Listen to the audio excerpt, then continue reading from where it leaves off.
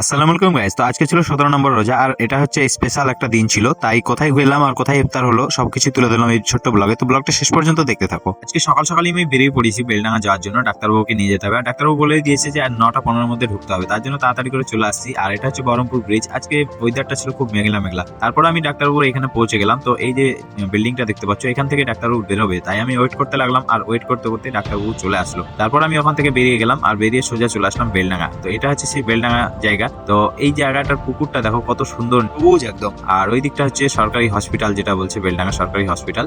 আর এই জায়গাটা যারা যারা চেনো অবশ্যই কমেন্ট করে বলো, কারণ বেলডাঙ্গার অনেকজনই ভিডিও দেখে আমাকে। তো তারপর আমি ওয়েট করছিলাম, আর প্রচন্ড ঘুম পেয়ে যাচ্ছিল, যেহেতু কালকে রাত জেগে আমি ভিডিও এডিট করেছিলাম, তার জন্য প্রচন্ড ঘুম পেয়ে যাচ্ছিল। তারপর আমি চলে আসলাম বেলডাঙ্গা হসপিটালের ভেতরে গাছের ছায়ার নিচে। তো এখানে এসে ওয়েট করতে লাগলাম। আর এই যে বিল্ডিং গুলো দেখতে পাচ্ছ এখন কিন্তু রেডি হয়ে গেছে। এর আগের ব্লগ যারা দেখেছো তারা বুঝতে পারবে, এর আগে কিন্তু এই বিল্ডিং গুলো একদম কেবল নেও গাছ ছিল, আর এখন পুরো কমপ্লিট করে দিয়েছে। তারপর আমি গাছের ছায়ায় বসে ওয়েট করতে লাগলাম। ওয়েট করে তারপরে ডাক্তারবাবুকে নিয়ে চলে আসলাম একদম আর বহরমপুর এসে তাড়াহুড়া করে আর ভিডিও নেওয়ার সময় পাইনি, এতটাই তাড়াহুড়া ছিল আজকে। তো তারপর আমি চলে আসলাম, এটা হচ্ছে জিয়াগঞ্জ রেলগেট। আর এদিকে রেলগেটও পড়ে গেছে তাড়াহুড়ার মধ্যে, আর এদিকে সব নিজের নিজের মতো বসে আছে। আর আমি এদিকে ওয়েট করতে লাগছি কখন ট্রেনটা যাবে, কারণ আজকে খুবই তাড়াহুড়ার মধ্যে ছিলাম। তারপর চলে আসলো ট্রেন, আর ট্রেন যাওয়ার পরে তারপর আমরা একদম সোজা চলে আসলাম হুজুরের দরবারে। আর এখানে সেই ইফতারি শুরু হয়ে গেছে, আর ওই টাইমে আমরা ঢুকেছি। আর আজকে স্পেশাল দিন, এই জন্যই মানে মাওলা আলী শাহাদাত এরকম একটা কিছু দিন ছিল। মানে এই 17 রমজানে অনেক কিছু ঘটনা ঘটেছিল, তার জন্য কিন্তু এই 17 রমজান হচ্ছে স্পেশাল একটা দিন। আর এই দিনে যারা যারা রোজা রেখেছিল সত্যি খুবই ভাগ্যবান। তো যাই হোক, তারপর আমরা এখানে ইফতার শুরু করলাম, আর ইফতার করে রাত্রে খাওয়া দাওয়াটা এখানে করেছিলাম। আর সত্যি খাওয়া দাওয়াটা খুব ভালো ছিল।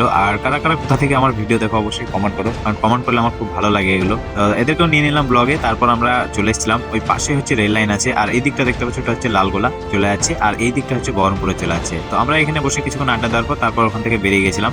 আর এই ছিল আজকে সারাদিনের ব্লগ। তো ব্লগটা কেমন লাগলো, ভালো লাগলে লাইক শেয়ার করে পাশে থাকো। দেখা হচ্ছে পরের ব্লগে। Bye, tata.